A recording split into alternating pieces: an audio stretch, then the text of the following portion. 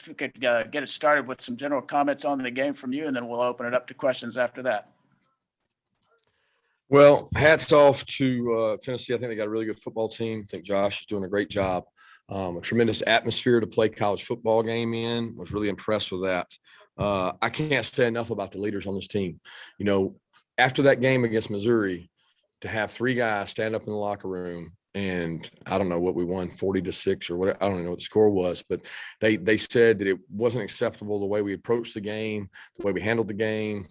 And I knew right then that we were going to be okay this week. Now, I still worried a lot, but those guys said everybody better be in there to lift. Everybody better be on time. And it just took over the team, and it permeated through them all week. And I thought Monday, Tuesday, Wednesday, we had really good practices.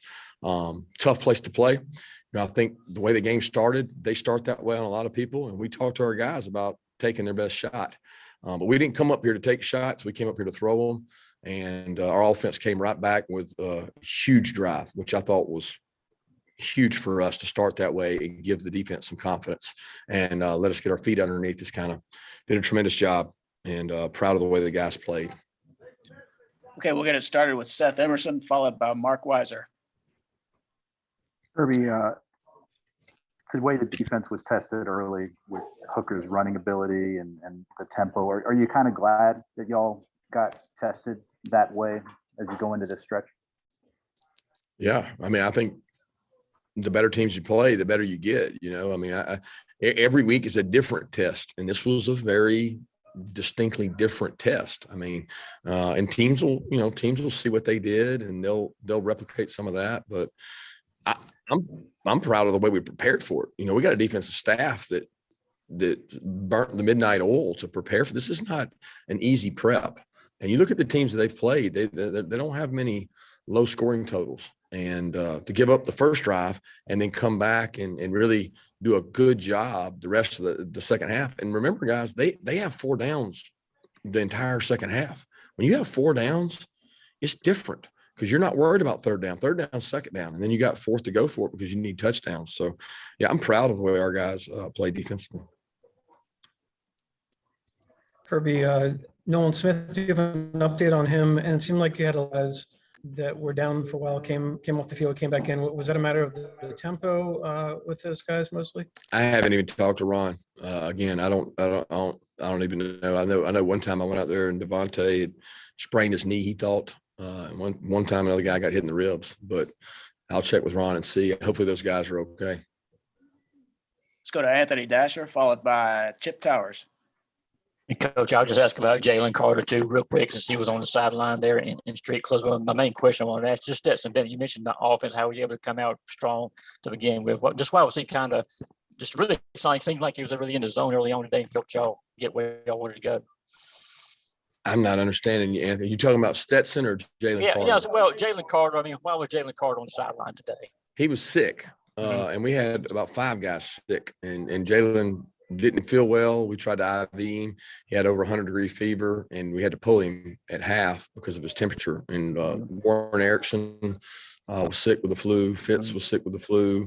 We had several guys that were struggling and a little sick and under the weather. But as far as Stetson, you know, I thought his feet were a big difference in this game. His athleticism, the play he made on the touchdown run was special. I mean, I thought it was a decision. He made it. He stuck it.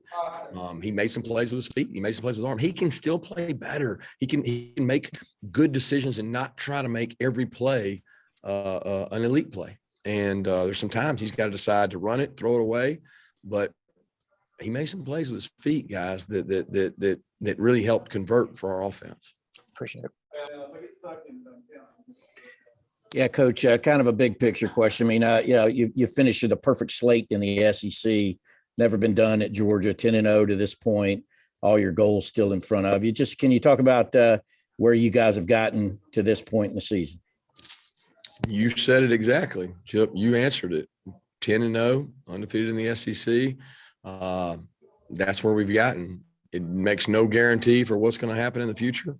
We got a lot of guys that we've got to try to get better and improve, and we got to tackle better. There's a lot of things we can work on to get better. And you know what I love is the men in that locker room over there beside me. They all know that, and nobody thinks they've arrived. Things we can work on and get better at, and they'll continue to do it. But tonight, they went through a tough gauntlet in our league and played well. Let's go to Thank Jeff you. Schultz, followed by Michael Cunningham. Kirby, was there a point in the season, probably recently, where you came to think that Stetson Bennett was a good enough quarterback to potentially lead you guys to a national championship? And if so, what are those traits that led you to that belief? I don't know, Jeff, that I ever didn't believe he could. I've always thought Stetson was a good player. You say, well, why wasn't he the one? Well, at the time, we were going with JT. JT being injured gave Stetson the opportunity to play in games and make the plays he's made. So, you go back to the South Carolina game, JT played pretty well, right? Stetson had the interception, the first series of the first time he was in. And then Stetson got other opportunities to play after that, and he's done a tremendous job.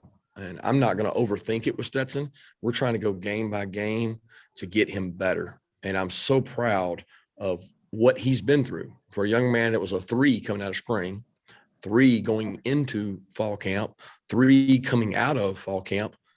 What does it say about his character that he stuck around and he kept working to get better? And that's actually what you're supposed to do in life, overcome hurdles and obstacles. And he's done that. But as far as forecasting him as a quarterback and winning, we're worried about Charleston Southern right now. Michael, you're up. Kirby, Tennessee brought a lot of pressure, it looked like tonight. How do you think Stetson in particular handled that and the offense overall? I'll have to review the tape to see. They did bring some pressure. They brought some timed up blitzes where they came through, and we didn't block them right sometimes. When you pick up those pressures, you got a chance to make a lot of good plays. But I think our offensive line did a really nice job in the run game. You got to remember, Stetson's probably been the least sacked guy in the country this year. And that's a credit to Matt Luke. It's a credit to Stetson. It's a credit to Todd Monken for not putting us in those tough situations. That happened tonight more than normal. Okay, let's go to Mike Fifth by Jed May. Yeah, Kirby, you mentioned the South Carolina game, putting Stetson in, rotating him in. Is it just too late in the season to play that style of rotating a guy in and giving him a chance like you did Stetson earlier, or just game by game decision? Yeah, we're trying to make a decision which gives us the best chance to win, continuity, receivers. And again, we make that decision each week on what gives us the best chance to win. There's a lot of runs, guys, that are packaged with reads off of it. And when you read, you have to have the ability to pull. And I know you guys were smart enough to watch that tonight. There were times he had to pull the ball and run, and he made them pay for when they chased the running back. And, that's a big part. His legs have played a big part in his success. Yeah, Kirby, I think it was the 4th drive. Y'all looked like y'all moved Chris Smith over to star, put Dan Jackson in at safety. Just sort of what was, I guess, the thinking on that move, and I guess what allowed it to work so well. I think y'all only gave up, that last touchdown after y'all made that switch. Chris is a very versatile player. Dan's been playing well. We felt like during the week we worked that hard to try to get some depth. Bullard's been a little banged up, and we had to move Poole to star. And we repped Chris there during the week, thinking it could help us because Chris has got some good man-to-man ability. And we had to play kind of a different style defense this week. And I thought the changes we made really helped us. Let's go to Jake Rowe, followed by Dean Legge. Kirby, I wanted to ask you about AD. It seemed like it came up kind of big there on that drive before the half, a couple of really nice catches. It was almost a little bit of a breakout game for him, or the first time he's had that kind of production since South Carolina.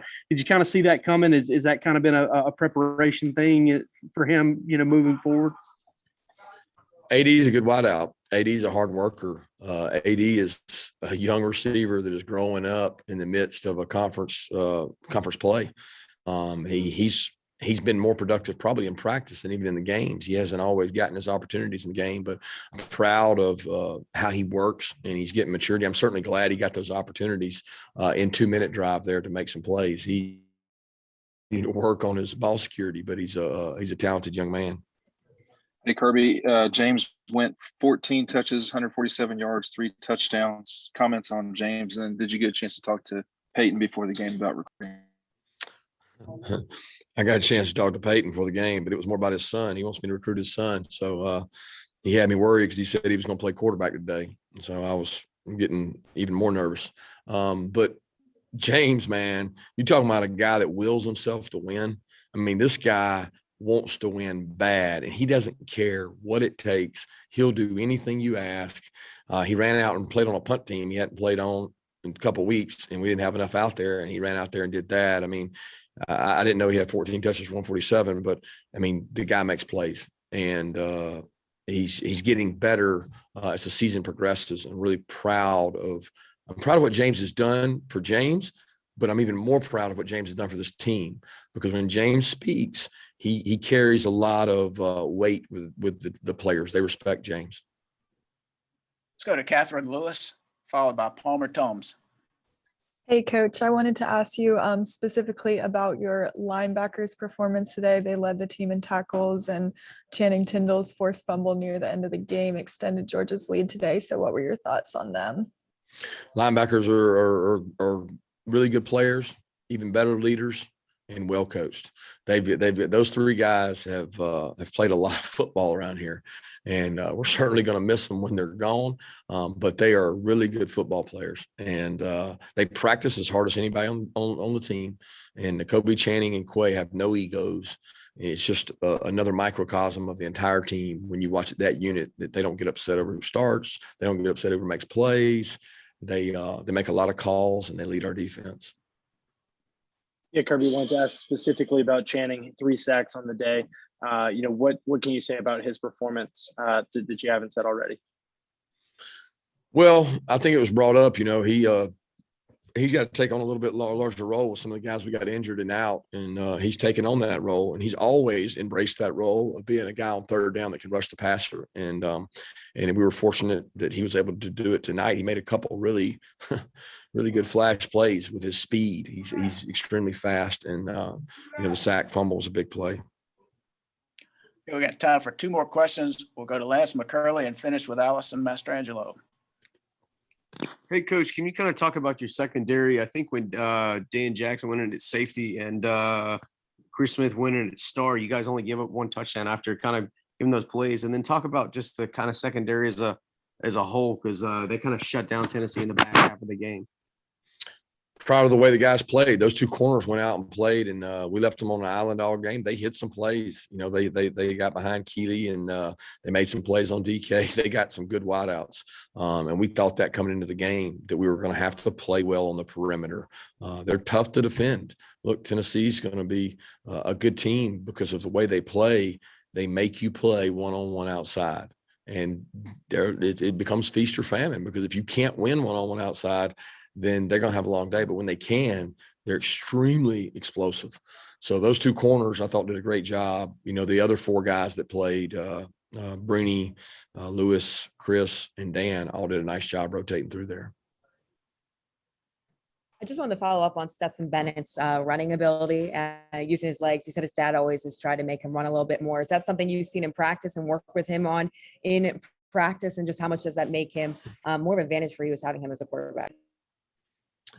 Well, I don't try to make him run more, because I don't think that, you got to protect the quarterback too. And he's not a guy of stature that needs to take a lot of shots. We have to be smart with the carries he gets, and he has to be smart about sliding and getting down, because these guys he's going against are big physical guys.